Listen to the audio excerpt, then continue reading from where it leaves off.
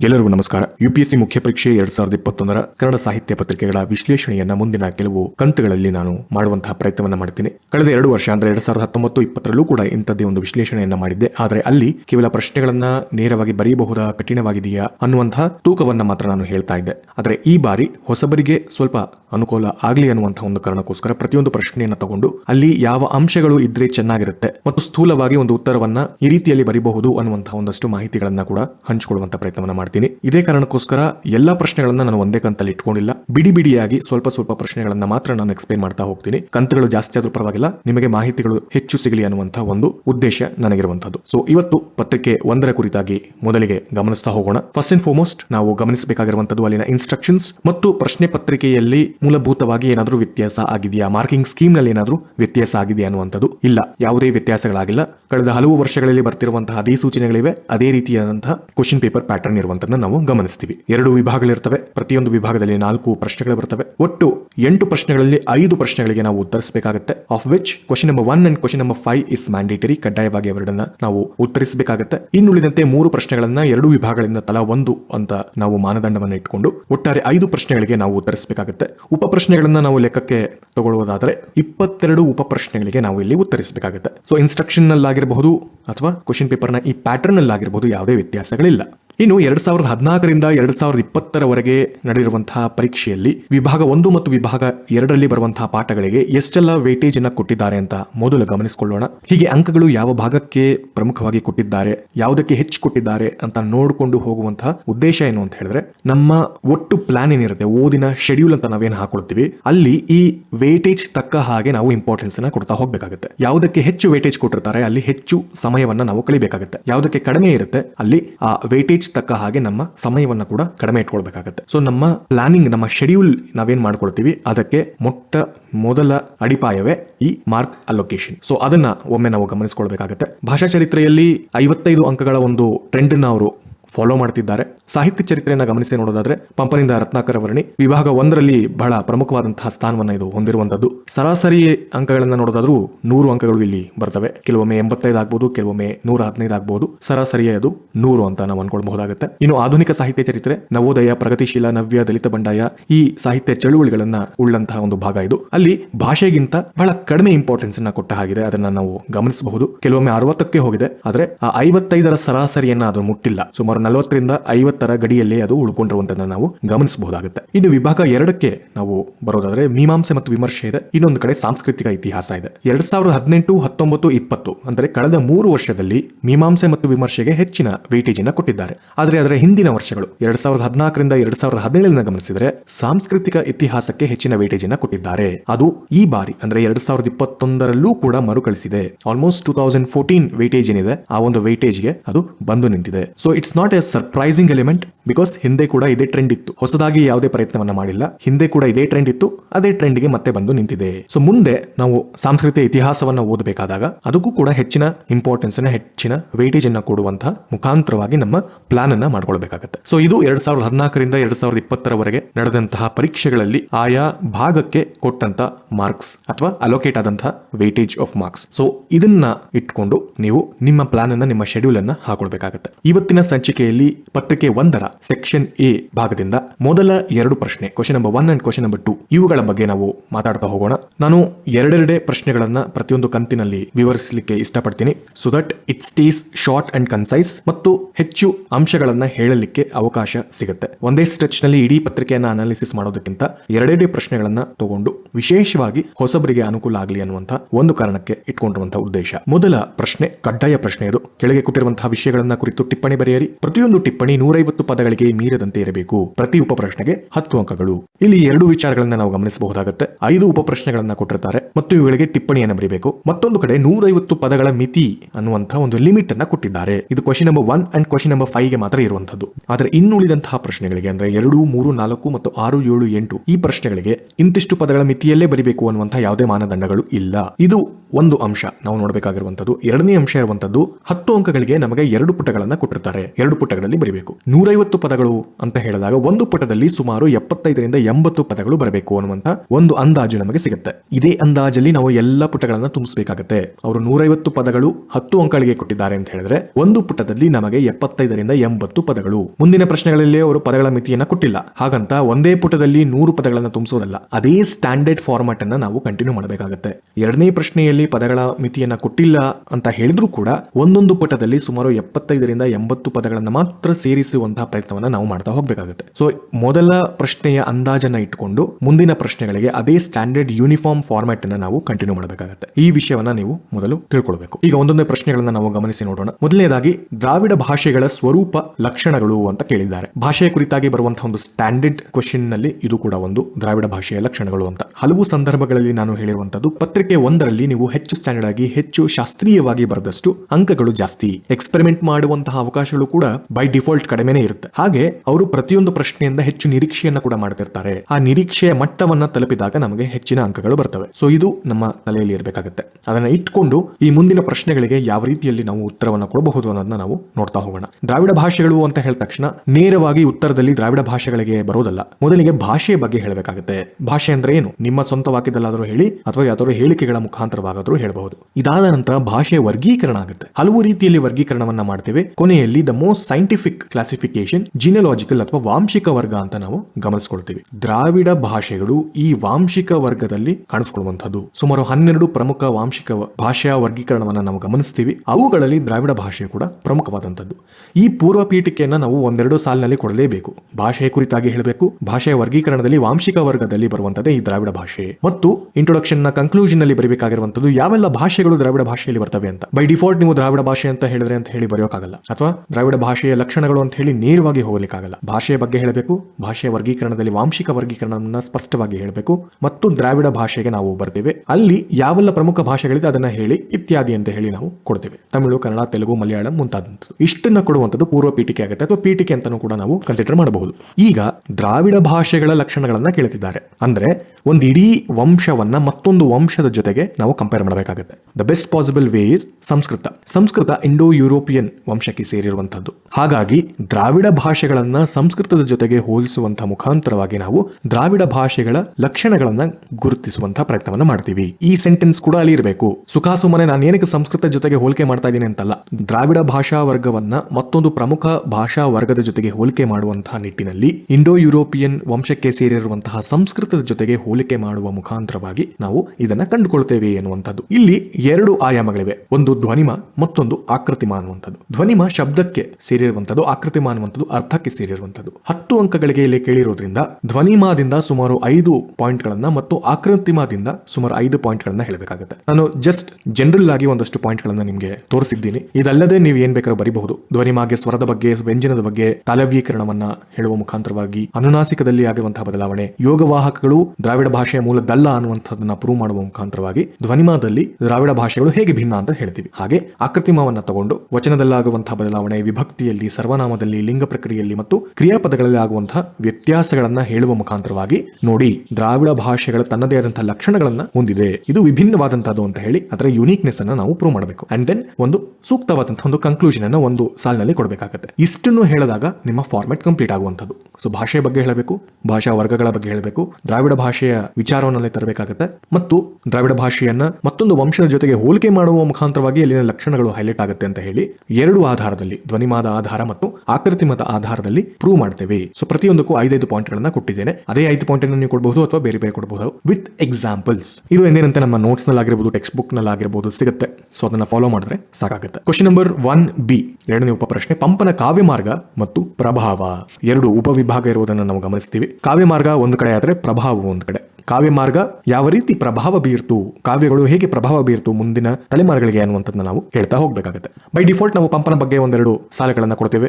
ನೀವು ವರ್ಣರಂಜಿತವಾದಂತಹ ವಿಚಾರಗಳನ್ನಾದ್ರೂ ಕೊಡಬಹುದು, ಅಥವಾ ನೇರವಾಗಿ ಪಂಪ ಇಂತಿಂತಹ ಸಂದರ್ಭದಲ್ಲಿ ಇದ್ದಂಥವನು ಅಂತ ಕೂಡ ನಾರ್ಮಲ್ ಆಗಿ ಹೇಳಬಹುದು. It doesn't matter here. ಯಾಕಂದ್ರೆ ಪಂಪನಿಗಿಂತ ಆತನ ಕಾವ್ಯ ಮಾರ್ಗ ಮತ್ತು ಪ್ರಭಾವದ ಬಗ್ಗೆ ಹೆಚ್ಚು ಮಾಹಿತಿಯನ್ನು ಅಲ್ಲಿ ಕೊಡಬೇಕಾಗುತ್ತೆ. ಇಲ್ಲಿ ಆತನ ಎರಡೂ ಕಾವ್ಯಗಳನ್ನ ನೀವು ಆಧರಿಸಿಕೊಂಡು ಹೇಳಬೇಕಾಗುತ್ತೆ. ಈಕ್ವಲ್ ವೈಟೇಜ್ ಅನ್ನ ಕೊಡಬೇಕಾಗುತ್ತೆ. ಆದಿಪುರಾಣ ಮತ್ತು ವಿಕ್ರಮಾರ್ಜುನ ವಿಜಯದ ಬಗ್ಗೆ ಎರಡೂ ಕಾವ್ಯಗಳ ಕುರಿತಾಗಿ ಹೇಳಬೇಕಾಗುತ್ತೆ. ಅಲ್ಲಿ ಆದಿಪುರಾಣದ ಮೂಲ ಯಾವ್ದಾಗಿತ್ತು? ಜಿನಸೇನಾಚಾರ್ಯರು ಮತ್ತು ಗುಣಭದ್ರರು ರಚಿಸಿರುವಂತಹದ್ದು. ಮತ್ತೊಂದು ಕಡೆ ವಿಕ್ರಮಾರ್ಜುನ ವಿಜಯವನ್ನ ವ್ಯಾಸರ ಮಹಾಭಾರತದಿಂದ ಆತ ಸ್ವೀಕರಿಸಿಕೊಂಡಿರುವಂತಹದ್ದು. ಮತ್ತೊಂದು ಅಂಶವನ್ನ ಗಮನಿಸಿ, ಲೌಕಿಕ ಮತ್ತು ಆಗಮಿಕ ಅನ್ನುವಂಥದ್ದು ಬಹಳ ಮುಖ್ಯವಾದಂತಹ ಪಾಯಿಂಟ್. ಇದು ಬೈಫಿಕೇಶನ್ ಮಾಡುವಂಥದ್ದು, ಇಬ್ಬಾಗವನ್ನ ಮಾಡ್ತಾನೆ. ಲೌಕಿಕವನ್ನ ವಿಕ್ರಮಾರ್ಜುನ ವಿಜಯದಲ್ಲಿ, ಆಗಮಿಕವನ್ನ ಆದಿಪುರಾಣದಲ್ಲಿ ಹೇಳುವಂತಹ ಪ್ರಯತ್ನವನ್ನ ಮಾಡುವಂಥದ್ದು. ಇದು ಹೊಸದೊಂದು ಕಾವ್ಯ ಮಾರ್ಗವಾಗಿ ಬರುವಂತದ್ದು, ವಿಶೇಷವಾಗಿ ಜೈನರಿಗೆ ಸ್ಫೂರ್ತಿಯಾದಂಥದ್ದು ಇದು. ಆದ್ರೆ ಇದು ಪಂಪ ಸೃಷ್ಟಿಸಿರುವಂತದ್ದಲ್ಲ. ಪಂಪನಿಗಿಂತ ಮುಂಚೆಯೂ ಕೂಡ ಲೌಕಿಕ ಮತ್ತು ಆಗಮಿಕ ಇದ್ದಿರಬೇಕು. ಹಾಗಾಗಿ ಅದನ್ನ ಪಂಪ ಕೂಡ ಸ್ವೀಕರಿಸಿಕೊಳ್ತಾನೆ. ಆದ್ರೆ ಇಲ್ಲಿ ಮುಖ್ಯ ಆಗಿರುವಂತದ್ದು, ಪಂಪ ಇದನ್ನ ಒಂದು ಕಾವ್ಯ ಮಾರ್ಗವಾಗಿ ಒಂದು ಹೊಸ ದಿಕ್ಕಿನ ಕಡೆಗೆ ತಗೊಂಡು ಹೋಗ್ತಾನೆ ಮತ್ತು ಅದು ಮುಂದಿನ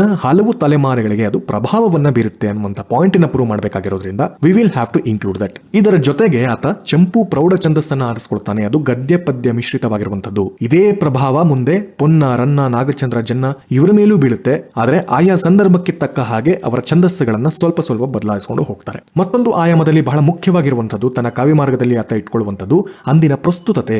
ಅರಿಕೇಸರಿಯ ಬಗ್ಗೆ ಹೇಳುವಂತಹ ಸಂದರ್ಭದಲ್ಲಿ, ತನ್ನ ಬನವಾಸಿ ದೇಶದ ಬಗ್ಗೆ ಹೇಳುವ ಸಂದರ್ಭದಲ್ಲಿ, ಅಂದಿನ ಸಾಂಸ್ಕೃತಿಕ ಜಗತ್ತನ್ನ ಕಾವ್ಯದ ಮುಖಾಂತರವಾಗಿ ನಿರ್ಮಿಸುವ ಸಂದರ್ಭದಲ್ಲಿ ಪಂಪನ ಅಂದಿನ ಕಂಟೆಂಪ್ರರಿ ಲೈಫ್ ಏನಿದೆ ಅವುಗಳನ್ನ ಕಟ್ಟಿಕೊಡ್ತಾನೆ. ಇದು ಮುಂದಿನವರಿಗೂ ಕೂಡ ಪ್ರಭಾವವನ್ನ ಬೀರುತ್ತೆ. ಈ ಕಾವ್ಯ ಮಾರ್ಗ ಅನ್ನುವಂಥದ್ದು ಮುಂದಿನವರಿಗೂ ಕೂಡ ಪ್ರಭಾವ ಬೀರುತ್ತೆ. ಸೊ ಪ್ರಶ್ನೆಯಲ್ಲಿ ಕಾವ್ಯ ಮಾರ್ಗ ಮತ್ತು ಪ್ರಭಾವ ಅಂತ ಕೊಟ್ಟಿರುವಂತದನ್ನ ನೀವು ಇಂಟರ್ಲಿಂಕ್ ಮಾಡಿ ಬರಿತಾ ಹೋಗ್ಬೇಕಾಗುತ್ತೆ. ಪಂಪನಿಗೆ ಸ್ಫೂರ್ತಿಯಾದಂಥದ್ದು, ಪಂಪ ಸ್ವೀಕರಿಸಿಕೊಂಡಂಥದ್ದು ಮತ್ತು ಅದನ್ನ ಮುಂದಿನ ತಲೆಮಾರುಗಳಿಗೆ, ಮುಂದಿನ ಪೀಳಿಗೆಗೆ ಬಳುವಳಿಯಾಗಿ ಕೊಟ್ಟಿರುವಂಥದ್ದು. ಪಂಪನಿಗೂ ಪ್ರಭಾವ ಬೀರಿರಬಹುದು, ಮುಂದಿನ ತಲೆಮಾರಿನಿಗೂ ಅದು ಪ್ರಭಾವ ಬೀರಿರಬಹುದು. ಸೊ ಈ ನಿಟ್ಟಿನಲ್ಲಿ you will have to interlink it. ಜೊತೆಗೆ ಮತ್ತೊಂದು ಬಹಳ ಮುಖ್ಯವಾದಂತಹ ಕೆಲಸವನ್ನ ಪಂಪ ಮಾಡ್ತಾನೆ. ಅದು ಆಡಳಿತವನ್ನ, ಅಧಿಕಾರವನ್ನ, ಪ್ರಭುತ್ವವನ್ನ ಪ್ರಶ್ನಿಸುವಂತದ್ದು. ಅದು ಎಲ್ಲಿವರೆಗೆ ಪ್ರಭಾವ ಬೀರುತ್ತೆ ಅಂದ್ರೆ ಇತ್ತೀಚಿನ ಕುವೆಂಪು, ಲಂಕೆ, ಚಂಪಾರವರೆಗೂ ಕೂಡ ಅದು ಪ್ರಭಾವವನ್ನ ಬೀರಿರುವಂತದನ್ನ ನಾವು ಗಮನಿಸ್ತಾ ಹೋಗ್ತೀವಿ. ಈ ಇಷ್ಟು ಆಯಾಮಗಳನ್ನ ನೀವು ಕೊಡುವ ಮುಖಾಂತರವಾಗಿ ಈ ಪ್ರಶ್ನೆಗೆ ಒಂದು ಕಂಪ್ಲೀಟ್ನೆಸ್ ಅನ್ನ ಕೊಡಬಹುದಾಗುತ್ತೆ. ಜೊತೆಗೆ ಒಂದಷ್ಟು ಕಾವ್ಯದ ಸಾಲುಗಳನ್ನ ನೀವು ಕೊಡಬೇಕು. ಆದಿಪುರಾಣದಲ್ಲಿ ಒಳ್ಳೊಳ್ಳೆ ಸಾಲುಗಳು ಬರ್ತವೆ. ಪ್ರಾರಂಭದಲ್ಲಿಯೇ ತನ್ನ ಕಾವ್ಯ ಧೋರಣೆಯನ್ನ, ಕಾವ್ಯ ನೀತಿಯನ್ನ, ಕಾವ್ಯ ತತ್ವದ ಬಗ್ಗೆ ಪಂಪ ಒಂದಷ್ಟು ಮಾತುಗಳನ್ನ ಹೇಳ್ತಾ ಹೋಗ್ತಾನೆ. ಅದನ್ನ ನಾನು ನನ್ನ ವಿಡಿಯೋದಲ್ಲೂ ಕೂಡ ಹಂಚಿಕೊಂಡಿದ್ದೇನೆ. ಅದೇ ಸಾಲುಗಳನ್ನ ನೀವು ತಗೊಂಡು ಇಲ್ಲಿ ಪ್ರಯೋಗವನ್ನ ಮಾಡಬಹುದಾಗುತ್ತೆ. ಸೊ ಒಟ್ಟಾರೆ ಪಂಪನ ಕಾವ್ಯ ಮಾರ್ಗ ಮತ್ತು ಅದರ ಪ್ರಭಾವ ಅಂತ ಹೇಳಿದಾಗ ಈ ಇಷ್ಟು ಡೈಮೆನ್ಷನ್ಸ್ ಗಳ ಬಗ್ಗೆ ನೀವು ಹೈಲೈಟ್ ಮಾಡಲೇಬೇಕಾಗುತ್ತೆ. ಮುಂದಿನ ಪ್ರಶ್ನೆ, ಮುಂದಿನ ಉಪ ಪ್ರಶ್ನೆ, ಕ್ವಶ್ಚನ್ ನಂಬರ್ 1C. ವಚನ ಸಾಹಿತ್ಯದಲ್ಲಿ ನಾವು ಎಕ್ಸ್ಪೆಕ್ಟ್ ಮಾಡಬಹುದಾದಂತಹ ಹಲವು ಪ್ರಶ್ನೆಗಳಲ್ಲಿ ಇವು ಕೂಡ ಒಂದು. ವಚನ ಸಾಹಿತ್ಯದಲ್ಲಿ ಜೀವನ ಮೌಲ್ಯಗಳು ಅಂತ ಪ್ರಾರಂಭದಲ್ಲಿ ಬೈ ಡಿಫಾಲ್ಟ್ ನಾವು ವಚನ ಸಾಹಿತ್ಯದ ಹಿನ್ನೆಲೆಯನ್ನ ಕೊಡಬೇಕಾಗುತ್ತೆ. 12-13ನೇ ಶತಮಾನದ ಒಂದು ಪಿಕ್ಚರ್ ಅನ್ನು ಕೊಡಬೇಕಾಗುತ್ತೆ. ವಚನ ಸಾಹಿತ್ಯದ ಒಟ್ಟು ಚಳುವಳಿಯನ್ನ ನಾವು ಪರಿಚಯಿಸಬೇಕಾಗುತ್ತೆ. ಅಲ್ಲಿ ಪರಿಚಯಿಸುವ ಮುಖಾಂತರವಾಗಿ ಭಕ್ತಿ ಪರಂಪರೆ ಕರ್ನಾಟಕದಲ್ಲಿ ಬೆಳೆದು ಬಂದ ಬಗೆಯನ್ನ ವಚನ ಸಾಹಿತ್ಯದ ಹಿನ್ನೆಲೆಯಲ್ಲಿ ತೋರಿಸಬೇಕಾಗುತ್ತೆ.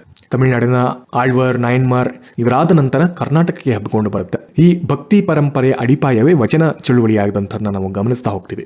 ಭಕ್ತಿ ಪರಂಪರೆ ಮತ್ತು ಜೀವನ ಮೌಲ್ಯಗಳು ಒಂದಕ್ಕೊಂದು ತಾಳೆ ಆಗ್ತವಾ ಅಂತ ಕೇಳಿದಾಗ ವಚನ ಚಳುವಳಿಯಲ್ಲಿ ಅದು ನಿಜವಾಗುತ್ತೆ. ಯಾಕಂದ್ರೆ ಅವರು ಪಾಲಿಸ್ತಿದ್ದಂಥದ್ದು ಇಲ್ಲಿ ಸಲ್ಲುವವರು ಅಲ್ಲಿಯೂ ಸಲ್ಲುವವರು ಅಂತ. ಭಕ್ತಿಯ ನೆಲೆಗಟ್ಟಿನಲ್ಲಿ ಜೀವನ ಮೌಲ್ಯಗಳನ್ನ ಗಳಿಸುವಂತಹ ಮುಖಾಂತರವಾಗಿಯೇ ಅವರು ಅಲ್ಲಿಯೂ ಸಲ್ಲುವಂತಹ ಒಂದು ಪ್ರಮಾಣವನ್ನ ಮಾಡ್ಕೊಳ್ತಾರೆ. ಹಾಗಿದ್ರೆ ಯಾವುದು ಈ ಜೀವನ ಮೌಲ್ಯಗಳು ಅಂತ ಹೇಳಿದ್ರೆ, best of the best example is ಕಳಬೇಡ ಕೊಲಬೇಡ. ಇಡೀ ವಚನದಲ್ಲಿ ಬರುವಂತದ್ದೆಲ್ಲವೂ ಜೀವನ ಮೌಲ್ಯಗಳು. ಕಳ್ಳತನ ಮಾಡಬೇಡ, ಕೊಲಬೇಡ, ಸುಳ್ಳು ಹೇಳಬೇಡ, ಇತರರ ಬಗ್ಗೆ ಕೆಟ್ಟದಾಗಿ ಮಾತನಾಡಬೇಡ, ಅಸಹ್ಯಕ್ಕೆ ಯೋಚನೆ ಮಾಡಬೇಡ. ಈ ರೀತಿಯಾದಂತಹ ಹಲವು ಆಯಾಮಗಳನ್ನ ಕೊಡ್ತಾ ಹೋಗ್ತಾರೆ. ಇದು ಜೀವನ ಮೌಲ್ಯಗಳು. ಇಂತಹ ಹಲವು ವಚನಗಳು ನಮಗೆ ಕಾಣಿಸ್ತಾ ಹೋಗ್ತವೆ. I just given one best example. ಯಾಕಂದ್ರೆ ಬೈ ಡಿಫಾಲ್ಟ್ ಇದನ್ನ ಹೇಳಲೇಬೇಕಾಗುತ್ತೆ, ಎಲ್ಲರೂ ಹೇಳಿರ್ತಾರೆ. ಈ ರೀತಿಯ 2-3 ವಚನಗಳನ್ನ ತಗೊಂಡು ಅದನ್ನ ಸ್ವಲ್ಪ ಇಲಾಬರೇಟ್ ಮಾಡ್ತಾ ಹೋಗ್ಬೇಕಾಗುತ್ತೆ. ಜೊತೆಗೆ ಅಲ್ಲಿ ಬಹಳ ಮುಖ್ಯವಾಗಿ ನೀವು ಹೇಳಬೇಕಾಗಿರುವಂತದ್ದು ಪಂಚಾಚಾರಗಳು. ಪಂಚಾಚಾರಗಳನ್ನ ಅವರು ಪಾಲಿಸಿಕೊಂಡು ಬಂದಂತದ್ದು. ಈ ಪಂಚಾಚಾರಗಳು ವ್ಯಕ್ತಿತ್ವ ವಿಕಸನದ ಮೆಟ್ಟಿಲುಗಳು ಅಂತ ಅವರು ನಂಬಿಕೊಳ್ತಾರೆ. ಲಿಂಗಾಚಾರ, ಸದಾಚಾರ, ಶಿವಾಚಾರ, ಗಣಾಚಾರ ಮತ್ತು ಭೃತ್ಯಾಚಾರ ಅನ್ನುವಂತಹ 5 ಆಚಾರಗಳನ್ನ ಅವರು ಪರಿಪಾಲಿಸಿಕೊಂಡು ಬರುವಂತದ್ದು. ಈ 5 ಮೆಟ್ಟಿಲುಗಳು ಜೀವನ ಮೌಲ್ಯಗಳನ್ನ ಹೇಳ್ತಾ ಹೋಗುವಂತದ್ದು.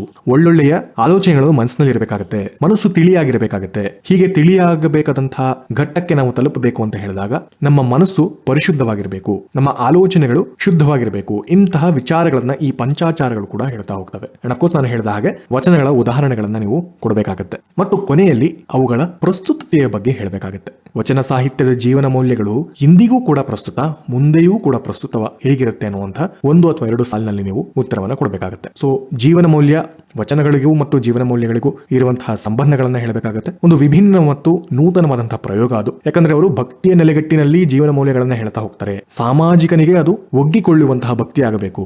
ಅದು ಮನಶುದ್ಧಿಯನ್ನ ಮಾಡಿಕೊಳ್ಳುವಂಥದ್ದು, ಮನಪರಿವರ್ತನೆ ಮಾಡಿಕೊಳ್ಳುವಂಥದ್ದೇ ನಿಜವಾದಂತಹ ಭಕ್ತಿ ಎನ್ನುವಂತ ಹೇಳೋ ಕಾರಣಕ್ಕೋಸ್ಕರ ಅಲ್ಲಿ ಜೀವನ ಮೌಲ್ಯಗಳು ಬರುವಂತದ್ದು. ಇದು ವಿಶೇಷವಾಗಿ ವಚನ ಚಳುವಳಿಯಲ್ಲಿ ಮಾತ್ರ ಆಗುವಂಥದ್ದು. ಬೇರೆ ಎಲ್ಲ ಭಕ್ತಿ ಪರಂಪರೆಯನ್ನ ಗಮನಿಸಿ ನೋಡಿ, ವಚನ ಚಳುವಳಿಯನ್ನ ಗಮನಿಸಿ ನೋಡಿ, ಇಲ್ಲಿರುವಂತಹ ಬದಲಾವಣೆ ನಿಮಗೆ ಗೋಚರ ಆಗುತ್ತೆ. ಮತ್ತು ನಾನು ಹೇಳಿದಾಗೆ ಒಂದಷ್ಟು ಉದಾಹರಣೆಗಳನ್ನ ನೀವು ಪಟ್ಟಿ ಮಾಡಿಕೊಂಡು ಅಲ್ಲಿ ಪ್ರಯೋಗಿಸಬೇಕಾಗತ್ತೆ, ಪಂಚಾಚಾರಗಳ ಬಗ್ಗೆ ಹೇಳಬೇಕಾಗುತ್ತೆ, ಮತ್ತು ಇವತ್ತಿಗೂ ಅದು ಹೇಗೆ ಪ್ರಸ್ತುತ ಅನ್ನುವಂತಹ ವಿಚಾರವನ್ನ ಕೂಡ ನೀವು ಮಂಡಿಸಬೇಕಾಗುತ್ತೆ. ಕ್ವಶನ್ ನಂಬರ್ 1D, ಕನಕದಾಸರ ಕೀರ್ತನೆಗಳಲ್ಲಿ ಸಾಮಾಜಿಕ ನೀತಿ. Again a very general question. Yet again you have to go back to the bhakti ಪರಂಪರೆ. ಅಲ್ಲಿ ದಾಸ ಮಾರ್ಗದ ಬಗ್ಗೆ ಗಮನ ಹರಿಸಬೇಕಾಗುತ್ತೆ. ಭಕ್ತಿ ಮಾರ್ಗದಲ್ಲಿ ನಾವು ಹಿಂದಿನ ಪ್ರಶ್ನೆಯಲ್ಲಿ ವಚನ ಚಳುವಳಿಯ ಬಗ್ಗೆ ಹೇಳಿದ್ವಿ, ಇಲ್ಲಿ ದಾಸ ಮಾರ್ಗದ ಬಗ್ಗೆ ಹೇಳ್ತೀವಿ, ದಾಸ ಪಂಥದ ಬಗ್ಗೆ. ಕನಕದಾಸರು ವೈಚಾರಿಕ ಸಂತ ಅಂತ ಕರೆಸ್ಕೊಳ್ತಾರೆ, ಯಾಕಂದ್ರೆ ವಿಚಾರಧಾರೆಗಳನ್ನ ಅವರು ಕೀರ್ತನೆಗಳ ಮೂಲಕ ಸಮಾಜಕ್ಕೆ ಕೊಡ್ತಾ ಇದ್ರು. ಅದೇ ಸಾಮಾಜಿಕ ನೀತಿ. ಸೊ ಸಾಮಾಜಿಕ ನೀತಿ ಅಂತ ಹೇಳಿದಾಗ ಅವ್ರನ್ನ ನಾವು ವೈಚಾರಿಕ ಸಂತ ಅಂತಲೇ ಹೇಳಬೇಕಾಗುತ್ತೆ. ಅಂಡ್ ಬೈ ಡಿಫಾಲ್ಟ್ ನಾವು ಕುಲದ ಪ್ರಶ್ನೆಯನ್ನ ಕೇಳಲೇಬೇಕಾಗುತ್ತೆ, ಕುಲವೆಂದು ಹೊಡೆದಾಡಿದಿರಿ ಅಂತ ಹೇಳಿ. ಹೀಗೆ 3-4 ಕುಲದ ಬಗ್ಗೆ ಪ್ರಶ್ನೆ ಇರುವಂತಹ ಪ್ರಶ್ನೆಯನ್ನು ಮಾಡುವಂತಹ ಕನಕದಾಸರ ಕೀರ್ತನೆಗಳಿವೆ. ಇದೊಂದೇ ಅಲ್ಲ, ಕುಲದ ಬಗ್ಗೆ ಪ್ರಶ್ನೆ ಮಾಡುವಂತಹ 2-3 ಇಂತಹ ಕೀರ್ತನೆಗಳಿದೆ. ಅದನ್ನ ಗುರುತು ಮಾಡ್ಕೊಳ್ಳಿ ನಿಮ್ಮ ಪುಸ್ತಕದಲ್ಲಿ ಇರುವಂತದನ್ನ. ಮತ್ತು ಅಂದಿನ ಸಮಸ್ಯೆಗಳನ್ನ ನೀವು ಹೈಲೈಟ್ ಮಾಡಬೇಕಾಗುತ್ತೆ. ವರ್ಣ, ವರ್ಗ, ಲಿಂಗ ತಾರತಮ್ಯ, ಅಸ್ಪೃಶ್ಯತೆ, ಮೂಢನಂಬಿಕೆ, ಕಂದಾಚಾರ ಇವೆಲ್ಲವೂ ಕೂಡ ಅಂದಿನ ಸಮಾಜದಲ್ಲಿ ಇದ್ದಂತಹ ಮತ್ತು ಈಗಲೂ ಇರಬಹುದಾದಂತಹ ಕೆಲವು ಸಣ್ಣತನಗಳು. ಇವೆಲ್ಲವನ್ನ ಮೀರಿ ಅವರು ಮಾಡುವಂತದ್ದೇನು, ಸಮಾನತೆಯನ್ನ ಮುಂದಿಟ್ಟುಕೊಂಡು ಸಾಮಾಜಿಕ ನ್ಯಾಯಕ್ಕೆ ಸಮಾನತೆ ಬಹಳ ಮುಖ್ಯ ಅಂತ ಹೇಳಿ ತಮ್ಮ ಕೀರ್ತನೆಗಳ ಮುಖಾಂತರವಾಗಿ ಈ ನೀತಿಯನ್ನ ಮುಂದಿಡ್ತಾ ಹೋಗ್ತಾರೆ. ನೀವು ಡಾಂಬಿಕತನವನ್ನ ತರಬಹುದು, ಅಸ್ಪೃಶ್ಯತೆಯ ಬಗ್ಗೆ ಅಂದ್ರೆ ಅಗೇನ್ ಕುಲದ ಬಗ್ಗೆ ಮಾತಾಡಿರುವಂತದ್ದು, ವರ್ಗ ವರ್ಣಗಳ ಸಂಘರ್ಷದಲ್ಲಿ ಆಗಿರುವಂತಹ ಒಂದಷ್ಟು ಕೀರ್ತನೆಗಳನ್ನ ತರಬಹುದು. ಇವೆಲ್ಲವೂ ಕೂಡ ಸಾಮಾಜಿಕ ನೀತಿಗಳ ಬಗ್ಗೆ ಪ್ರಶ್ನೆಯನ್ನ ಮಾಡಿರುವಂತಹ ಕೀರ್ತನೆಗಳೇ ಆಗಿರುವಂತದ್ದು. ಜನರ ನಡವಳಿಕೆ, ಸಮಾಜದಲ್ಲಿ ಬೇರ್ಬಿಟ್ಟಿರುವಂತಹ ರೂಢಿಗತ ಸಂಪ್ರದಾಯಗಳು, ಜಾತಿಮತ ವ್ಯವಸ್ಥೆಗಳು, ಬಡವ ಬಲ್ಲಿದ ಮೇಲು ಕೀಳು ಅನ್ನುವಂತಹ ತಾರತಮ್ಯಗಳು, ಹಳಸಲು ಮೌಲ್ಯಗಳು, ಬದುಕಿನ ಆಡಂಬರ, ಈ ಎಲ್ಲ ವಿಚಾರಗಳನ್ನ ಒಳಗೊಂಡಂತಹ ಕೀರ್ತನೆಗಳೆಲ್ಲವೂ ಕೂಡ ಸಾಮಾಜಿಕ ನೀತಿಯನ್ನ ಬೋಧಿಸುವಂತದ್ದೇ. ಹಾಗಾಗಿ ಕನಕದಾಸರ ಅಷ್ಟೂ ಕೀರ್ತನೆಗಳನ್ನ ನೀವು ಸಾಮಾಜಿಕ ನೀತಿ ಅಂತ ಪ್ರಸ್ತುತಪಡಿಸಬಹುದಾಗುತ್ತೆ. It only depends how you present it. ಮತ್ತು ಕೊನೆಯಲ್ಲಿ ಈ ಒಂದು ವಾಕ್ಯವನ್ನ ನೀವು ಬಳಸ್ಕೊಂಡ್ರೆ ಬಹಳ ಚೆನ್ನಾಗಿರುತ್ತೆ. ಸತ್ಯವಂತರ ಸಂಘವಿರಲು ತೀರ್ಥವೇತಕ್ಕೆ, ನಿತ್ಯ ಜ್ಞಾನಿಯಾದ ಮೇಲೆ ಚಿಂತೆ ಏತಕ್ಕೆ ಎನ್ನುವಂಥದ್ದು ಒಂದು ಸರಳವಾದಂತಹ ಮಾರ್ಗವನ್ನ ನಮಗೆ ಕೊಡ್ತಾರೆ. ಅವರ ಸಾಮಾಜಿಕ ನೀತಿಯನ್ನ ಹೈಲೈಟ್ ಮಾಡುವಂತದ್ದಿದೆ. ಸತ್ಯವಂತರ ಸಂಘವಿರಲು ತೀರ್ಥವೇತಕ್ಕೆ ಮಾರ್ಮಿಕವಾಗಿ ಆಚರಣೆಗಳನ್ನ ಪ್ರಶ್ನೆ ಮಾಡುವ ಹಾಗೂ ಇದೆ, ಮತ್ತು ಅದಕ್ಕೆ ಸೊಲ್ಯೂಷನ್ ಅನ್ನ ಕೊಡ್ತಿದ್ದಾರೆ. ಸತ್ಯವಂತರ ಸಂಘವ ಮಾಡಿ ಎನ್ನುವಂಥದ್ದು. ಜೊತೆಗೆ ನಿತ್ಯ ಜ್ಞಾನಿಯಾದ ಮೇಲೆ ಚಿಂತೆ ಏತಕ್ಕೆ, ಈ ಮೆಟೀರಿಯಲಿಸ್ಟಿಕ್ ಲೈಫ್ ಅನ್ನ ಮೀರಿ ಹೋದ ಮೇಲೆ ಇವುಗಳ ಬಗ್ಗೆ ಚಿಂತೆ ಮಾಡುವಂತ ಅವಶ್ಯಕತೆ ಇಲ್ಲ, ಅದರ ಬಗ್ಗೆ ಯೋಚನೆ ಮಾಡೋದು ಬೇಡ, ನೆಲೆಯಾದಿ ಕೇಶವನ್ನ ನೆನೆಯುತ್ತಾ ಇದ್ದು ಬಿಡಿ ಎನ್ನುವಂತಹ ಒಂದು ನೀತಿಯನ್ನು ಅವರು ಬೋಧಿಸ್ತಾ ಹೋಗ್ತಾರೆ. ಸೊ ಇಷ್ಟು ಅಂಶಗಳನ್ನ ಕೊಡುವಂತಹ ಪ್ರಯತ್ನವನ್ನ ಮಾಡುವ ಮುಖಾಂತರವಾಗಿ ನಿಮ್ಮ ಆನ್ಸರ್ ಕಂಪ್ಲೀಟ್ ಆಗುತ್ತೆ. ಅಂಡ್ ಫೈನಲಿ ಕ್ವಶನ್ ನಂಬರ್ 1, ಈ ಕನ್ನಡ ನವೋದಯ ಕಾವ್ಯದಲ್ಲಿ ರಾಷ್ಟ್ರೀಯತೆ. Again a very very favourite question from Navodaya. ರಾಷ್ಟ್ರೀಯತೆ ಇದು ಬಹಳ ಸಂದರ್ಭದಲ್ಲಿ ಕೇಳಿರುವಂತಹ ಪ್ರಶ್ನೆಯೇ. ಸೊ ಬೈ ಡಿಫಾಲ್ಟ್ ನವೋದಯದ ಹಿನ್ನೆಲೆಯನ್ನು ಕೊಡಬೇಕಾಗುತ್ತೆ. ನವೋದಯ ಹೇಗೆ ಸೃಷ್ಟಿಯಾಯಿತು, ಯಾವ ಸಂದರ್ಭದಲ್ಲಿ ಬಂತು, ಅದರ ಪ್ರೇರಣೆ ಏನು, ನವೋದಯದ ಒಂದಷ್ಟು ಹಿನ್ನೆಲೆಯನ್ನು ಕೊಡ್ತಾ ಹೋಗ್ತೀವಿ, ಯಾವ ಸಂದರ್ಭದಲ್ಲಿ ಬಂದಂಥದ್ದು ಇತ್ಯಾದಿ ಅನ್ನುವಂಥದ್ದು. ಅದಾದ ನಂತರ ರಾಷ್ಟ್ರ ಕಲ್ಪನೆಯ ಅನಿವಾರ್ಯ ಆ ಸಂದರ್ಭದಲ್ಲಿ ಯಾಕಾಯ್ತು ಅನ್ನುವಂತಹ ಒಂದು ಹಿಂಟ್ ಅನ್ನು ನೀವು ಕೊಡಬೇಕಾಗುತ್ತೆ. ನೇರವಾಗಿ ನವೋದಯ ಕಾಲದಲ್ಲಿ ರಾಷ್ಟ್ರೀಯತೆ ಅಂತ ಹೇಳಿ ಪೊಯಮ್ಸ್ಗಳನ್ನ ಬರೆಯೋದು ಇತ್ಯಾದಿ ಅಲ್ಲ. ಆ ಸಂದರ್ಭ ಯಾವ ರೀತಿ ಇತ್ತು, ರಾಷ್ಟ್ರೀಯತೆ ಅನ್ನುವಂತಹ ಅಥವಾ ರಾಷ್ಟ್ರದ ಪರಿಕಲ್ಪನೆ ಅನಿವಾರ್ಯವಾಗಿ ಕಾವ್ಯದಲ್ಲಿ ಬರೋದಕ್ಕೆ ಕಾರಣ ಏನು? ಅಫ್ಕೋರ್ಸ್ ಅದು ಸ್ವತಂತ್ರ ಚಳವಳಿ ಆಗಿತ್ತು ಮತ್ತು ವಸಾಹತೀಕರಣದ ಸಂದರ್ಭ ಆಗಿತ್ತು. ತಮ್ಮ ನಾಡು ನುಡಿ ಸಂಸ್ಕೃತಿಯನ್ನ ಉಳಿಸಿ ಬೆಳೆಸುವಂತಹ ಕೊನೆಯ ಪ್ರಯತ್ನ ಅದಾಗಿತ್ತು. ಆ ಪ್ರಯತ್ನಕ್ಕೆ ನಮ್ಮ ನಾಡಿನ ಹಿರಿಯರು ಕೂಡ ಸ್ಪಂದಿಸ್ತಾರೆ. ಸೊ ಆ ವಿಷಯವನ್ನ ನೀವು ಲಿಂಕ್ ಆಗಿ ಯೂಸ್ ಮಾಡಿಕೊಂಡು ಮುಂದಿನ ಪ್ಯಾರಾಗ್ರಾಫ್ಗೆ ನೀವು ಹೋಗಬೇಕಾಗುತ್ತೆ. ಅಲ್ಲಿ ಪ್ರಭಾವದ ಬಗ್ಗೆ ಹೇಳಬೇಕಾಗುತ್ತೆ. ನೇರವಾಗಿ ಇದು ನವೋದಯದ ಸಂದರ್ಭದಲ್ಲಿ ರಾಷ್ಟ್ರೀಯತೆ ನಮ್ಮ ಮಣ್ಣಿನಲ್ಲಿ ಉದಯಿಸಿದಕ್ಕಿಂತ ಹೆಚ್ಚಿನ ಪ್ರಭಾವ ಹೊರಗಿನಿಂದ ಬಂದಿರುವಂತದ್ದು. ಒಂದು ಬಂಗಾಳಿ ಪ್ರಭಾವ ಜಾಸ್ತಿ ಇರುವಂತದ್ದು, ಯಾಕಂದ್ರೆ ಸಾಹಿತ್ಯ ವಲಯದಲ್ಲಿ ಹೆಚ್ಚಿನ ಇನ್ಫ್ಲುಯೆನ್ಸ್ ಮಾಡಿರುವಂತದ್ದು ಬಂಗಾಳಿ ಸಾಹಿತ್ಯ. ಅಲ್ಲಿಂದ ನಮಗೆ ಇಲ್ಲಿ ಬಂದಿರೋದನ್ನ ನಾವು ಗಮನಿಸ್ತೀವಿ. ಅದರ ಜೊತೆಗೆ ಜಾನಪದ ಸಂದರ್ಭದಲ್ಲಿ ಲಾವಣಿ ಹಾಡುಗಳು ಬಹಳ ಮುಖ್ಯವಾಗಿ ಇದಕ್ಕೆ ಪ್ರೇರಣೆಯನ್ನ ಮಾಡಿರುವಂತದ್ದು. ಸ್ವತಂತ್ರ ಚಳುವಳಿಯ ಸಂದರ್ಭದಲ್ಲಿ ಮನೆಗಳಿಗೆ ತಲುಪಿದಂತಹ ಒಂದಷ್ಟು ಹೆಸರುಗಳು, ಸಂದರ್ಭಗಳು, ಸನ್ನಿವೇಶಗಳು ಲಾವಣಿ ಮುಖಾಂತರವಾಗಿ ಹೋದಂತದ್ದು. ಇವುಗಳು ಕೂಡ ಅಂದಿನ ನವೋದಯ ಕವಿಗಳಿಗೆ ಸ್ಫೂರ್ತಿಯಾದಂತನ್ನ ನಾವು ನೆನೆಸ್ಕೊಳ್ಬೇಕಾಗುತ್ತೆ. ಅದಾನಂತರ ನೀವು ಒಂದು ಡೈಮೆನ್ಷನ್, ವೆರಿ ಇಂಪಾರ್ಟೆಂಟ್ ಡೈಮೆನ್ಷನ್ ಕೊಡಬೇಕಾಗುತ್ತೆ. BM ಶ್ರೀ ಮತ್ತು ಪಂಜೆ ಮಂಗೇಶ್ವರ ನಡುವೆ ಇದ್ದಂತಹ ಒಂದು ಫಂಡಮೆಂಟಲ್ ಡಿಫರೆನ್ಸ್. ಇಬ್ರು ಕೂಡ ರಾಷ್ಟ್ರೀಯತೆ ಹಿನ್ನೆಲೆಯಲ್ಲಿ ಮಾತಾಡಬೇಕು ಅಂತ ಮುಂದೆ ಬಂದಂತವ್ರು. ಆದರೆ BM ಶ್ರೀ ಅವರು ಒಂದು ಸಾಫ್ಟ್ ಕಾರ್ನರ್ ಅನ್ನ ಇಟ್ಕೊಂಡಿದ್ದಂಥವ್ರು. ಅವಳ ತೊಡೆಗೆ ಇವಳಿಗಿಟ್ಟು ನೋಡ ಬಯಸಿದೆ, ಅವರ ಇಂಗ್ಲಿಷ್ ಕವನಗಳಲ್ಲಿ, ಇಂಗ್ಲಿಷ್ ಗೀತೆಗಳಲ್ಲಿ ನಾವು ಅದನ್ನ ಗಮನಿಸಬಹುದಾಗಿದೆ. ಒಂದು ರೀತಿಯಲ್ಲಿ ಸ್ವಲ್ಪ ಸಾಫ್ಟ್ ಕಾರ್ನರ್ ಇತ್ತು. ಅದನ್ನು ಸ್ವೀಕರಿಸೋಣ, ನಮ್ಮದನ್ನು ಇಟ್ಕೊಳ್ಳೋಣ ಅನ್ನುವಂತಹ ಒಂದು ಧೋರಣೆ ಅವರದ್ದು. ಆದ್ರೆ ಪಂಜೆ ಮಂಗೇಶರಾಯದ್ದು ಅತ್ಯಂತ ತೀಕ್ಷ್ಣವಾದಂಥದ್ದು. ಯಾರು ನಮ್ಮ ನಾಡಿನ, ನಮ್ಮ ದೇಶದ ಬಗ್ಗೆ, ನಮ್ಮ ಸಂಸ್ಕೃತಿಯ ಬಗ್ಗೆ ಯೋಚನೆ ಮಾಡೋಲ್ಲ, ಅವರೆಲ್ಲರೂ ಅಲ್ಪರು, ಹೀನರು ಅಂತ ಹೇಳಿ ಬೈತಾ ಹೋಗ್ತಾರೆ. ಈ ಎರಡು ಮಾರ್ಗಗಳಲ್ಲಿ ಸೃಷ್ಟಿಯಾಗ್ತಾ ಹೋಗ್ತವೆ. ಇವುಗಳ ನಡುವೆ ಸೃಷ್ಟಿಯಾಗುವಂಥದ್ದು ಉಪರಾಷ್ಟ್ರೀಯತೆ ಪ್ರಶ್ನೆ. ಅದು ಕುವೆಂಪು ಅವರು ಕೂಡ ಭಾರತ ಜನನೀಯ ತನುಜಾತೆ ಅಂತ ಹೇಳಿ ತಮ್ಮ ಉಪರಾಷ್ಟ್ರೀಯ ಪ್ರಶ್ನೆಯನ್ನ ಮುಂದಿಟ್ಕೊಂಡು ಬರ್ತಾ ಹೋಗ್ತಾರೆ. ಸೊ ಈ ಡೈಮೆನ್ಷನ್ ಅನ್ನು ಕೂಡ ನೀವು ಅಲ್ಲಿ ತರಬೇಕಾಗುತ್ತೆ. ಅಂಡ್ ಅಲ್ಲಿ ಪತ್ರಿಕೆ, ಕರಪತ್ರಿಕೆಗಳು, ಕವಿಗೋಷ್ಠಿಗಳು ಇವುಗಳ ರೋಲ್ ಏನಾಗಿತ್ತು, ನವೋದಯದ ಸಂದರ್ಭದಲ್ಲಿ ಅವೆಲ್ಲವೂ ಸೃಷ್ಟಿಯಾದಂತಹ ಸಂದರ್ಭದಲ್ಲಿ ಹೇಗೆ ರಾಷ್ಟ್ರೀಯತೆ ಅನ್ನುವಂತಹ ಪರಿಕಲ್ಪನೆ ನವೋದಯ ಕವಿಗಳಲ್ಲಿ, ನವೋದಯ ಕಾವ್ಯಗಳಲ್ಲಿ ಬರಲಿಕ್ಕೆ ಇವೆಲ್ಲದರ ಪಾತ್ರವೂ ಕೂಡ ಹೇಗೆ ಬಂದಿದೆ ಅನ್ನುವಂತಹ ಡೈಮೆನ್ಷನ್ ಕೊಡಬೇಕಾಗುತ್ತೆ. And of course by default ನೀವು ಎಕ್ಸಾಂಪಲ್ಸ್ ನ ಕೊಡಬೇಕಾಗುತ್ತೆ. ಹಲವು ಕಾವ್ಯಗಳನ್ನ ನೀವು ಕೊಡಲೇಬೇಕು ನವೋದಯದ ಕಾವ್ಯಗಳು ಅಂತ ಹೇಳಿದಾಗ. ಆದರೆ ಅವುಗಳ ಜೊತೆಗೆ ಈ ಡೈಮೆನ್ಷನ್ ಅನ್ನ ನೀವು ಕೊಟ್ಟರೆ ಮಾತ್ರ ಒಳ್ಳೆಯ ಅಂಕಗಳನ್ನ ಗಳಿಸಬಹುದಾಗಿದೆ. ಸೊ ಕ್ವಶನ್ ನಂಬರ್ 1 ಎಲ್ಲ 5 ಉಪ ಪ್ರಶ್ನೆಗಳು ಬಹಳ ನೇರವಾಗಿ ಬಂದಿದೆ ಮತ್ತು ಈ ಎಲ್ಲ ಡೈಮೆನ್ಷನ್ಸ್ ಗಳನ್ನ ಕೊಡುವ ಮುಖಾಂತರವಾಗಿ ಬಹಳ ಒಳ್ಳೆಯ ಅಂಕಗಳನ್ನ ಕೂಡ ನಾವು ಇಲ್ಲಿ ಪಡೆಯಬಹುದಾಗಿದೆ. ಕ್ವಶನ್ ನಂಬರ್ 2A, ಕನ್ನಡ ಭಾಷೆಯ ಪ್ರಾಚೀನತೆಯ ವಿವಿಧ ಆಕಾರಗಳನ್ನು ವಿವರಿಸಿ. Again a very straight forward question, very favourite question. 10 ಅಂಕಗಳಿಗೆ ಬರ್ತಿತ್ತು, ಆದರೆ ಈ ಬಾರಿ 15 ಅಂಕಗಳಿಗೆ ಕೇಳಿದ್ದಾರೆ. ಹೀಗೆ 15 ಅಂಕಗಳಿಗೆ ಕೇಳಿದಾಗ ನಮ್ಮ ಪ್ರೆಸೆಂಟೇಷನ್ ಸ್ವಲ್ಪ ಇಲಾಬರೇಟ್ ಆಗಿ ಆಗಬೇಕಾಗುತ್ತೆ. ಅದಕ್ಕೋಸ್ಕರ ನಾವೇನ್ ಮಾಡಬೇಕಾಗುತ್ತೆ, ಕನ್ನಡ ಭಾಷೆಯ ಬಗ್ಗೆ ಒಂದಷ್ಟು ವಿವರಣೆಯನ್ನ ಇಂಟ್ರೊಡಕ್ಷನ್ ಅಲ್ಲಿ ಕೊಡಬೇಕು. ಸ್ವಲ್ಪ ಹೊಸತನವನ್ನ ಅಲ್ಲಿ ಸೇರಿಸಿದ್ರೆ ಚೆನ್ನಾಗಿರುತ್ತೆ. ಅದಾದ ನಂತರವೇ ನಾವು ಇಲ್ಲಿ ಬರಬೇಕಾಗಿರುವಂತದ್ದು ಪ್ರಾಚೀನತೆಯ ವಿವಿಧ ಆಕಾರಗಳು, ಯಾವುದೆಲ್ಲ ರಿಸೋರ್ಸ್ಗಳು ಅಥವಾ ಯಾವುದೆಲ್ಲ ಸೋರ್ಸ್ಗಳಿವೆ ಅನ್ನುವಂಥದ್ದನ್ನ ನಾವು ಹೇಳಬೇಕಾಗುತ್ತೆ. 2 ಭಾಗಗಳಲ್ಲಿ ನಾವು ಇದನ್ನ ಪ್ರೆಸೆಂಟ್ ಮಾಡಬಹುದಾಗುತ್ತೆ. ಒಂದು ಪ್ರಾಚೀನ ಅವಶೇಷಗಳಲ್ಲಿ ಸಿಕ್ಕಿರುವಂತದ್ದು, ಮತ್ತೊಂದು ಪುರಾತನ ಶಾಸನಗಳಲ್ಲಿ ಸಿಕ್ಕಿರುವಂತಹ ಪುರಾವೆಗಳು. ನಮ್ಮ ನೋಟ್ಸ್ ನಲ್ಲಿ ಆಗಿರಬಹುದು, ಟೆಕ್ಸ್ಟ್ ಬುಕ್ ನಲ್ಲಿ ಆಗಿರಬಹುದು, ಸುಮಾರು 17 ರಿಂದ 18 ಪಾಯಿಂಟ್ಗಳಿವೆ. Since this is ask for 15 marks, ಅಷ್ಟು ಪಾಯಿಂಟ್ ಗಳನ್ನ ಬರೆದಷ್ಟು ಒಳ್ಳೆಯದು. Anything around 12 is good, but ಅಷ್ಟು ಪಾಯಿಂಟ್ ಗಳನ್ನ ಬರೆದಷ್ಟು ಒಳ್ಳೆಯದು. ಇದಕ್ಕೆ 2 ಕಾರಣಗಳು. ಒಂದು, ನಾನು ಹೇಳಿದ ಹಾಗೆ ಇದು 15 ಅಂಕಗಳಿಗೆ ಇರುವಂತದ್ದು, ಹಾಗಾಗಿ ಸುಮಾರು 12 ರಿಂದ 15 ಪಾಯಿಂಟ್ ಗಳನ್ನ ಅವರು ಎಕ್ಸ್ಪೆಕ್ಟ್ ಮಾಡ್ತಿರ್ತಾರೆ. ಮತ್ತೊಂದು, ಕೇಳದೆ ಹೋದ್ರೂ ಕೂಡ ಇತರೆ ಅಭ್ಯರ್ಥಿಗಳು ಎಲ್ಲವನ್ನ ಬರೆಯುವಂತಹ ಪ್ರಯತ್ನವನ್ನ ಮಾಡ್ತಾರೆ. ಸೊ ನಿಮ್ಮ ಉತ್ತರದಲ್ಲಿ 1-2 ಪಾಯಿಂಟ್ ಕಡಿಮೆ ಆದ್ರೂ ಕೂಡ ಸ್ವಲ್ಪ ಕಡಿಮೆ ಇದೆ ಅನ್ನುವಂಥದ್ದು ಇವ್ಯಾಲ್ಯೂಟರ್ ಮನಸ್ಸಿನಲ್ಲಿ ಬರುತ್ತೆ. ಹಾಗಾಗಿ ಅಷ್ಟು ಆಕಾರಗಳನ್ನ ಒಂದೊಂದು ಪಾಯಿಂಟ್ ನಲ್ಲಿ ಬರಿತಾ ಹೋದ್ರೆ ಚೆನ್ನಾಗಿರುತ್ತೆ. ಸೊ ಅದು ಕವಿರಾಜ ಮಾರ್ಗ ಆಗಿರಬಹುದು, ಮಾರ್ಕಂಡೇಯ ಪುರಾಣದಲ್ಲಿ ಇಂತಿಂತದ್ದು ಸಿಕ್ತು, ಕಥಾ ಸಾಹಿತ್ಯ ಸಾಗರದಲ್ಲಿ ಈ ರೀತಿಯಾಗಿ ಸಿಕ್ತು, ಶಿಲಪ್ಪಧಿಕಾರಂನಲ್ಲಿ ಹೀಗೆ ಸಿಕ್ತು, ಚಂದೋಗ್ಯ ಉಪನಿಷತ್ ಆಗಿರಬಹುದು, ಲಲಿತ ವಿಸ್ತಾರದಲ್ಲಿ ಟಾಲಮಿ ಹೇಳ್ತಾನೆ ಇಂತಿಂತ ಪ್ರದೇಶಗಳು, ಹೀಗೆ ಹಲವು ಆಯಾಮಗಳಲ್ಲಿ ಬರುವಂತಹ ಅಷ್ಟು ಪಾಯಿಂಟ್ ಗಳನ್ನ ನೀವು ಲಿಸ್ಟ್ ಮಾಡಿದ್ರೆ ನಿಮ್ಮ ಆನ್ಸರ್ ಕಂಪ್ಲೀಟ್ ಆಗುತ್ತೆ. Nothing much to do here. So ಎಷ್ಟು ಪಾಯಿಂಟ್ ನಿಮ್ಮ ಕೈಲಿದೆ ಅಷ್ಟು ಪಾಯಿಂಟ್ ಗಳನ್ನ ಇಲ್ಲಿ ಬರೆಯುವಂತದನ್ನ ನೀವು ಕಲ್ತ್ಕೋಬೇಕಾಗುತ್ತೆ ಅಷ್ಟೇ. Coming to question number 2B, ನಾಗಚಂದ್ರನ ಪಂಪರಾಮಾಯಣದ ರಾವಣ ದುರಂತ ನಾಯಕನ ಹೇಗೆ ಚರ್ಚಿಸಿ ಅನ್ನುವಂಥದ್ದು. Again very very favourite question, ನಾಗಚಂದ್ರನ ರಾವಣ ಅನ್ನುವಂಥದ್ದು. ಇಲ್ಲಿ ಪ್ರತ್ಯೇಕವಾಗಿ ಆತ ದುರಂತ ನಾಯಕ ಹೌದಾ ಅಂತ ಕೇಳ್ತಿದ್ದಾರೆ. ಸೊ ಇಲ್ಲಿ ಹ್ಯಾವ್ ಟು ಪ್ರೂವ್ ಹೌದು ದುರಂತ ನಾಯಕ ಅಥವಾ ಇಲ್ಲ ದುರಂತ ನಾಯಕ ಅಲ್ಲ ಅಂತ. Usually candidates will have to prove that yes ದುರಂತ ನಾಯಕ ಹೌದು, he is a tragic hero ಅಂತಾನೆ ನಾವು ಹೇಳಬೇಕಾಗುತ್ತೆ. ಯಾಕಂದ್ರೆ ನಾಗಚಂದ್ರ ಅದೇ ರೀತಿಯಲ್ಲಿ ಸೃಷ್ಟಿಸಿರುವಂತದ್ದು. If you have different points to prove that ಇಲ್ಲ ಅಂತ ಹೇಳಿದ್ರೆ ನೀವು ನಿಮ್ಮದೇ ಆದಂತ ಪಾಯಿಂಟ್ಸ್ ಅನ್ನ ಬರೀಬಹುದು. ಸೊ ನಾನು ಇಲ್ಲಿ ಹೌದು ಆತ ದುರಂತ ನಾಯಕ ಹೌದು ಅಂತ ಹೇಳುವಂತ ಮುಖಾಂತರವಾಗಿ ನಾನು ಕೊಟ್ಟಿರೋದ್ರಿಂದ ನನ್ನ ಪಾಯಿಂಟ್ಸ್ ಈ ರೀತಿ ಇರುತ್ತೆ. ಒಂದು, ನಾವು ರಾವಣನ ಒಟ್ಟು ಚಿತ್ರಣವನ್ನ ಕೊಡಬೇಕಾಗುತ್ತೆ. ಆದ್ರೆ ಅದಕ್ಕಿಂತ ಮುಂಚೆ ನಾವು ನಾಗಚಂದ್ರನ ಬಗ್ಗೆ ಹೇಳಲೇಬೇಕು.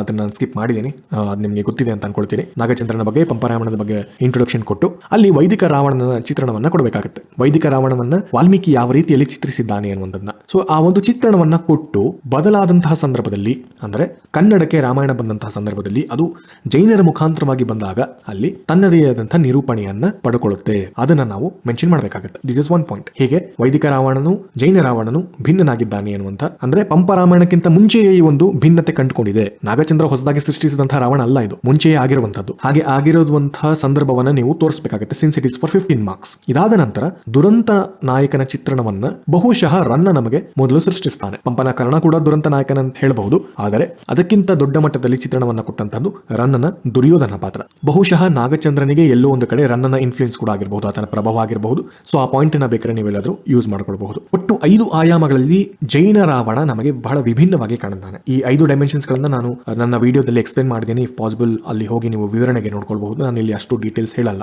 ಭಕ್ತಿ, ಔದಾರ್ಯ, ಪರಾಂಗನ ವಿರತಿವ್ರತ, ಪಶ್ಚಾತ್ತಾಪ, ಸಹಾನುಭೂತಿ ಇವೆಲ್ಲವೂ ಕೂಡ ಹೈಲೈಟ್ ಆಗ್ತಾ ಹೋಗುತ್ತೆ.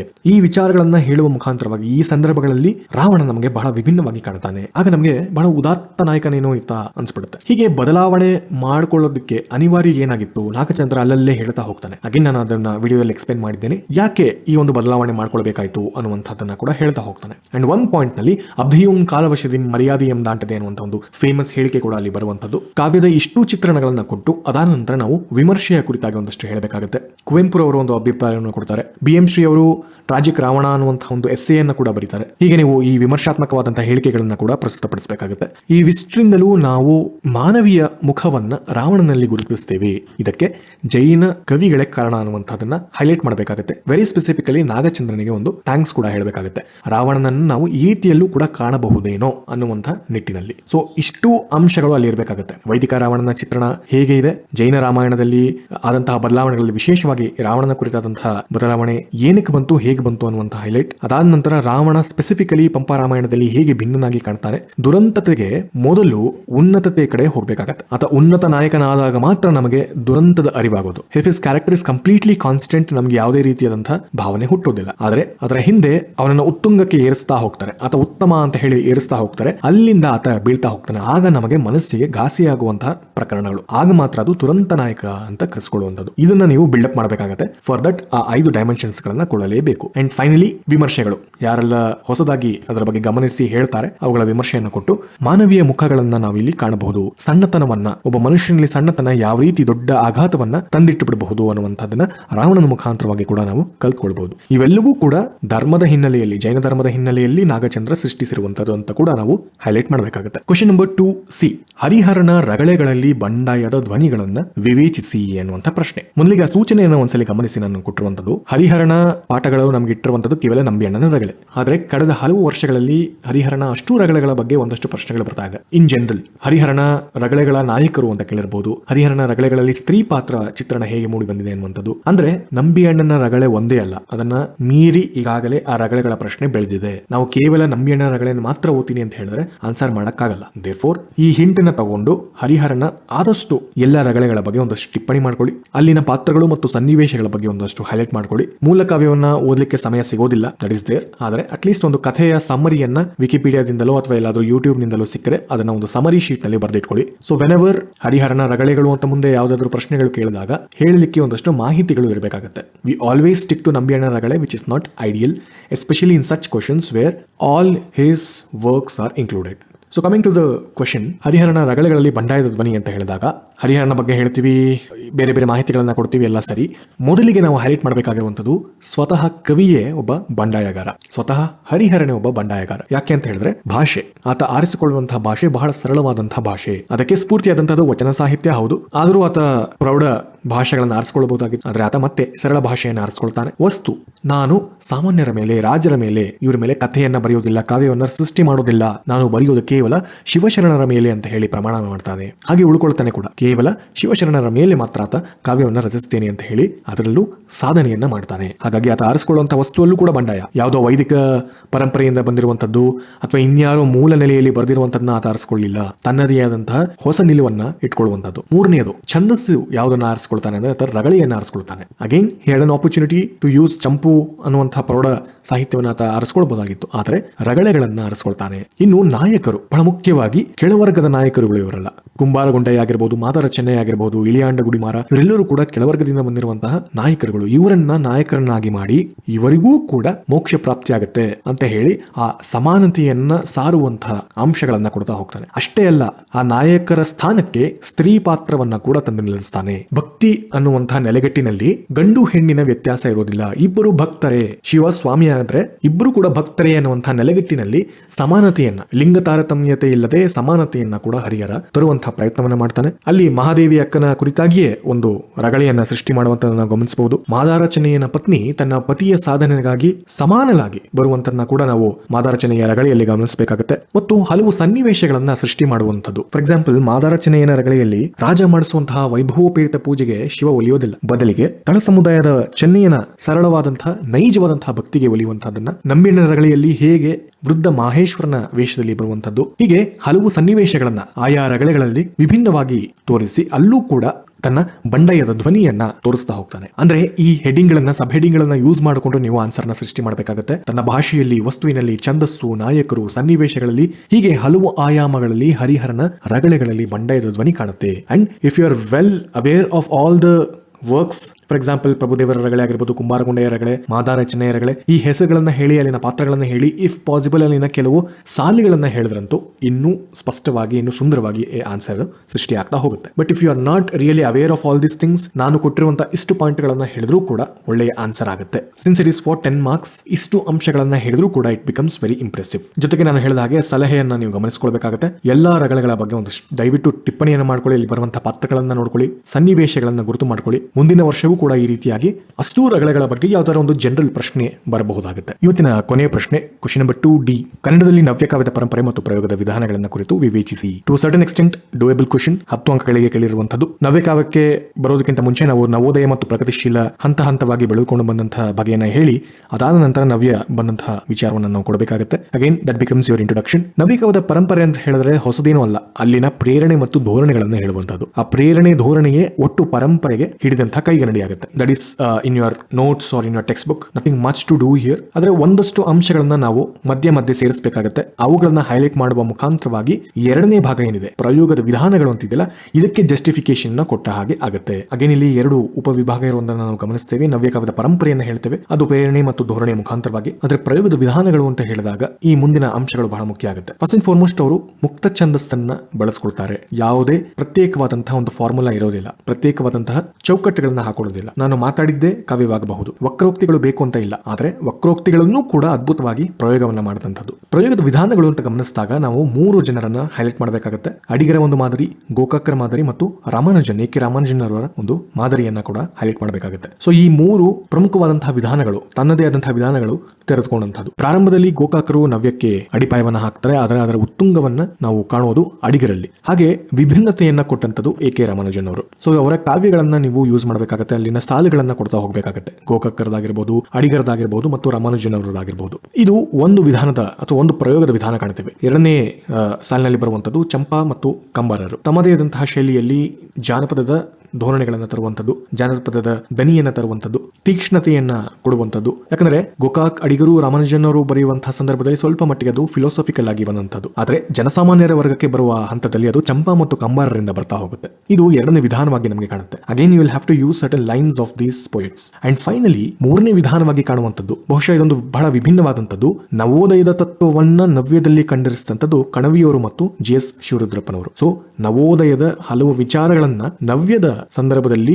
ನಾವು ಕಾಣುವಂಥದ್ದು ಕಣವಿಯವರು ಮತ್ತು ಶಿವರುದ್ರಪ್ಪನವರ ಕಾವ್ಯಗಳಲ್ಲಿ. ಇದು ತನ್ನದೇ ಅಂತ ಮತ್ತೊಂದು ಮಾರ್ಗಕ್ಕೆ ಕೂಡ ನಾಂದಿ ಆಡುವಂತಹ ಒಂದು ಪ್ರಕರಣ ಆಗಿರುತ್ತೆ. ಅಂಡ್ ಅಫ್ಕೋರ್ಸ್ ಅದು ಮತ್ತೆ ಬೇರೆ ಬೇರೆ ವಿಧಾನಗಳಲ್ಲಿ ಬೇರೆ ಬೇರೆ ರೀತಿಯಲ್ಲಿ ಅದು ಹರಿಕೊಂಡು ಹೋಗುವಂಥದ್ದು. ಆದರೆ ಈ 3 ಮಜಲುಗಳನ್ನ ನೀವು ಪ್ರಸ್ತುತಪಡಿಸಬೇಕಾಗುತ್ತೆ. ಎಸ್ಪೆಷಲಿ ಗೋಕಾಕ್, ಅಡಿಗರು ಮತ್ತು ರಾಮಾನುಜನರ ಹೆಸರನ್ನ ಸೂಚಿಸದೆ, ಅವರ ಕಾವ್ಯಗಳನ್ನ ಹೇಳದೆ, ಎಕ್ಸಾಂಪಲ್ ಗಳನ್ನ ಕೊಡದೆ ಈ ಆನ್ಸರ್ ಇನ್ಕಂಪ್ಲೀಟ್ ಅಂತ ಅನಿಸ್ಕೊಳ್ಳುತ್ತೆ. So over all question number 1 ಮತ್ತು ಕ್ವಶನ್ ನಂಬರ್ 2 ಎರಡೂ ಕೂಡ ಬಹಳ ನೇರವಾಗಿ ಬಂದಿರೋದನ್ನ ನಾವು ಗಮನಿಸ್ತೀವಿ. ಹೆಚ್ಚಿನ ಟಾಸ್ಕ್ ಇದು ಎರಡೂ ಕೂಡ ಕೊಟ್ಟಿಲ್ಲ. And since it is paper 1, ಹೆಚ್ಚು ಮಾಹಿತಿಗಳನ್ನು ಕೊಡುವ ಮುಖಾಂತರವಾಗಿ, ನಿಮ್ಮ ಪ್ರೆಸೆಂಟೇಷನ್ ಚೆನ್ನಾಗಿ ಇಟ್ಕೊಳ್ಳುವಂತಹ ಮುಖಾಂತರವಾಗಿ ಒಳ್ಳೆ ಅಂಕಗಳನ್ನ ಇಲ್ಲಿ ಗಳಿಸಬಹುದಾಗಿರುವಂತದ್ದು. And I am not giving all the details, ಯಾಕಂದ್ರೆ ಪ್ರತಿಯೊಬ್ಬರಿಗೂ ತಮ್ಮದೇ ಆದಂತಹ ವಿಧಾನಗಳಿರ್ತವೆ. You will have a unique way of presentation. ಕೆಲವು ನಾನು ಹೇಳಿರುವಂತದ್ದು ನಿಮಗೆ ಒಪ್ಪಿಗೆ ಆಗಲ್ದೇ ಇರುವಂತದ್ದು ಇರುತ್ತೆ, ಅಥವಾ ನಿಮ್ಮದೇ ಆದಂತಹ ಹೊಸ ಮಾಹಿತಿಗಳನ್ನ ಇಟ್ಕೊಂಡು ಆನ್ಸರ್ ಬರೀಬೇಕು ಅಂತ ಅನ್ಸುತ್ತೆ. So I am not really keen about giving you a complete picture. Rather, I am trying to highlight the elements which should be there in the answer to make it much more impressive. So ಮುಂದಿನ ಸಂಚಿಕೆಯಲ್ಲಿ, ಮುಂದಿನ ಕಂತಿನಲ್ಲಿ ನಾವು question number 3 and 4,